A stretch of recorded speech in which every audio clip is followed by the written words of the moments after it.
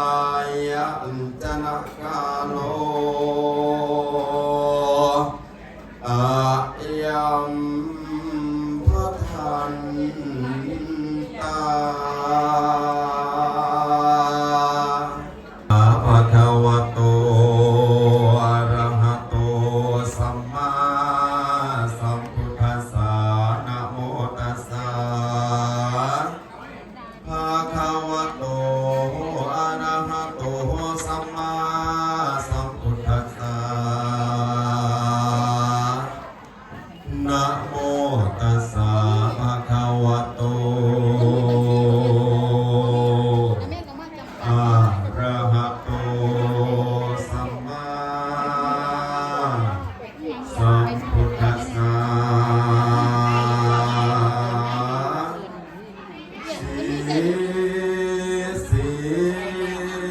สิทธิ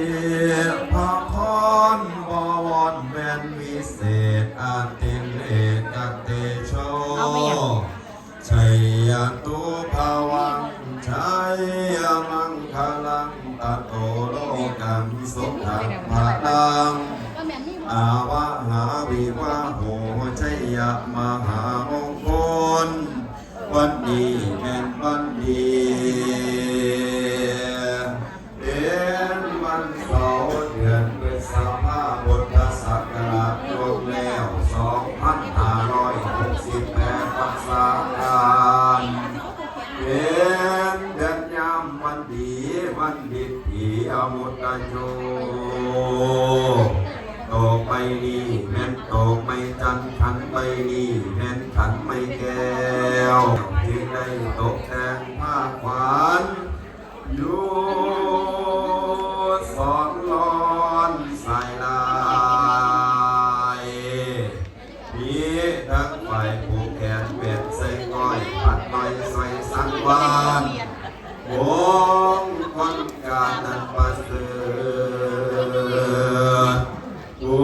ญแก้วเกิดน้ำพาวาสนามาทรงให้ลูกหลานได้สมดังคำปรารถนาบุพเพปุญญาตาสันนิวา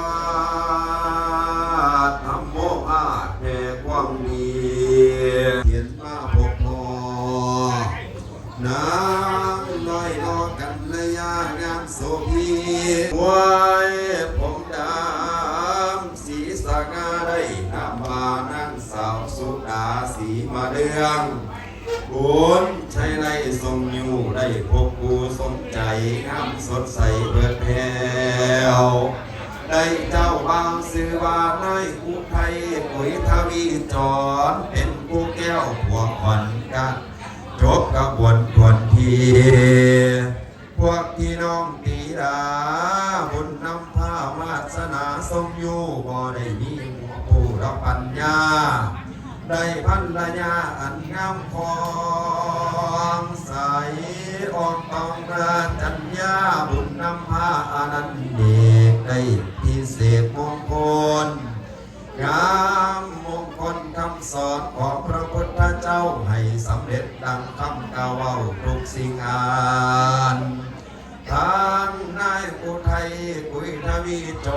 รผู้เป็นเจ้าบ่าวบุญเจ้านาวนำสู่อีกทั้งยอดพระทู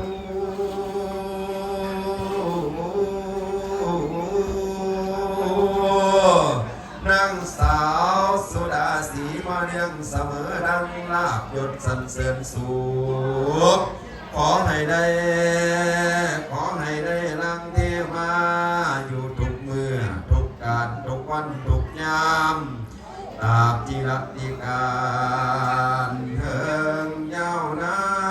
นสืบต่อไปก็ทาเถินแต่ความดีที่พิเศษปาลบเหตุแห่งมงคลการงานสมรสประดิษฐ์รถประเภทนี้ได้กระทำละใบสีเพื่อให้เป็นมังคลดีอันประเสริฐบุญแก้วเกิดสมพานจึงได้พากันขนขวายหาอาหารหลายหลากสัพพะพองทุกสิ่งงานทั้งสอง ำกันนอถาวรย้ำกินนอนบ่อึดอยากของเหลือหลากโภชนะอาหารนี่ลูกหลานเต็มเหลือหลากบ่อึดอยากดอกแนวใดให้ไปไว้ดอกมาคองให้ได้ทองสินน้ำจมมั่มไหวพระเจ้าให้ได้เป็นพ่อเฒ่าแม่เฒ่าและทั้งสองให้ได้ก้องกูดอกยืนนานตาจีรัติการเถิงเงานานสืบต่อไปก็ขาดเถินว่าแล้วตั้งแหกแต่เมื่อนี้ไปเมื่อนาพวกเจ้าอย่าได้ซาเสียสีให้พวกเจ้าถือไม่เท่ายอดทองถือกระบองยอดเพชรให้พวกเจ้าได้มีลูกเต็มบ้านมีลานเราเต็มเมืองคำเครื่องอย่าได้พอให้พวกเจ้าได้มีอายุดอกยืนยาวอย่าได้สั่นมันในพวกเจ้ามันปานงามเขาพวงมันในพวกเจ้ามันปานข้างหมูทอเทือนมันในพวกเจ้ามันปานเทือนดอกสามพุ่งมันในพวกเจ้ามันปานโอ่งดอกสามล้อมันในพวกเจ้ามันปานก้อนดอกหินแดงแข็งให้พวกเจ้าแข็งปานก้อนดอกหินลาดสูงเทียมอาจเขาสะเม็ดใหญ่เทียงต่อคอยขอให้ขวัญพวกเจ้านี่ย่าได้หักใหญ่เทียงหลักขอให้ขวัญพวกเจ้านี่อย่าได้ก้นอย่าได้มนบันตองอย่าได้มองบันเทาอย่าได้เกาเสียสีให้เจ้าบ่าวคือนายอุทัยปุ๋ยทวีจอดุดาสีมาเรื่องที่ได้แต่งงานกันในมือนี้มีตั้งแต่อายุวันนั่งสุขขังพระลังตั้งเทียงมันสองทานจงเจริญ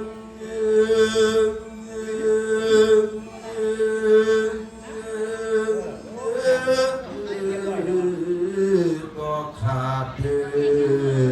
นสาธุมวลไฟอยู่น้ำกันสืบสานเพื่อนบ้านสีหงเฮืองตามอิฐเบิกโบราณเก่าเด็กโบราณการเด็กเก่าไผผู้ทำดีใดจะเลื่อนขึ้นแมนกว่าคน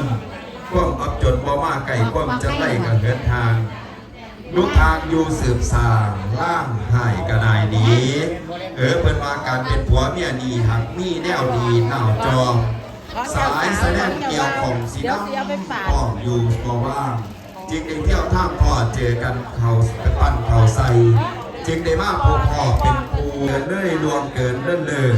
อย่าสิเผลอข้ามเบานักเบาสูงต่ำข้ามปากบ่ได้ซื้อจ่าเบาให้อ่อนหวานเด้อพวกเจ้าอย่าได้ผ้ากันทานงานเบียผู้จักเห็ดพุ่มให้เสร็จการงานอย่าปล่อยปะล่าเว้นพวกเจ้าอย่าได้มามั่วเมาเล่นปากงานที่ท่านใหญ่พวกจะไล่เดือดห่อนสิห้อมใหม่บาจีเผาเด้อเพิ่นเบิ่งแม่นี่ใครเจ้าสาวนั่นใครเจ้าบ่าวนี่เจ้าสาวแม่นขอให้มันประกาศพักดีอดทนขอพวกเราที่พักดีมันยาแต่เป็นคำแต่ยาสีแดงตัวน้ำผิวสีตอกตามตำราไขสีอุดมดีสุดยอดจังสีปอดอ้อยซอยท่านเต็มลอยนั่นเป็นยิ่งนั่นเป็นไส้เด้อล่ะเด้อเอาละน้อบัดนี้เอาไปไหนมันสีกวงทำบ่หูอิ่มซิมแต่พ่อย่อพ่อหูหอบกระบวนบัดนี้ลงไล่มวนสมควรมวนคำสอนมวนไปก่อนขอจบเพียงพอดีเวลาหน่อยแม่นบ่หลายนั่นเด้อผู้บ่าวสาวเอ้ยปากนี้ฝากไว้4 คำสั้นๆสำหรับผู้บ่าวสาวในการคล้องเลื่อนต้องมีคุณธรรมในการคล้องเลื่อนนะครับ4 คำสั้นๆจื้อไว้เด้อนะผู้บ่าวสาวคำที่ 1เป็นหยังคำที่ 1คือขยัน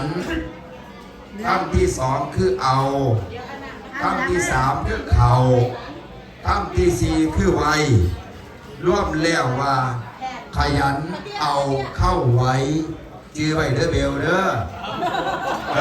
จื้อไว้เด้อแอวเด้อขยันเอาเข้าไว้ ขยันยังขยันหารักษาดีหามาแล้วให้หูจักแบ่งปันอันใดใส่อันใดซอยอันใดเก็บอันใดเป็นทุนสำรองอันใดจุดเจือพ่อแม่พี่น้องทั้งสองกับสองฝากฟ้าไต่ให้หัวก้นไต่ลงฟ้าให้ได้สมดังคำมาคำปรารถนา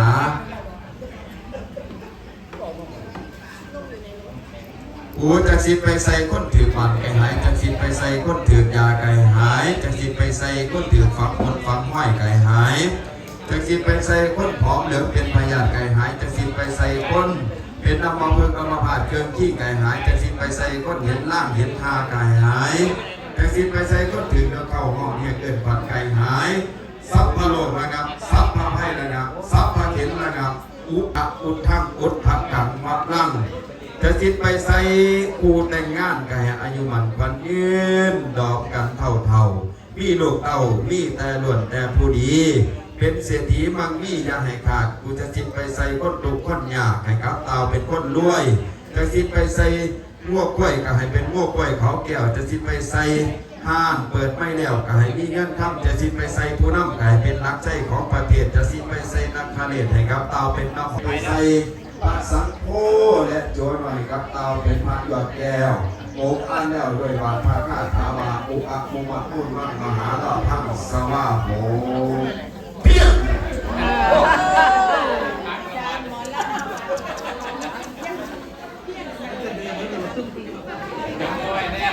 ว่าให้เด้อทางนอกก็ไม่เป็นสมาข้ามเขาเลย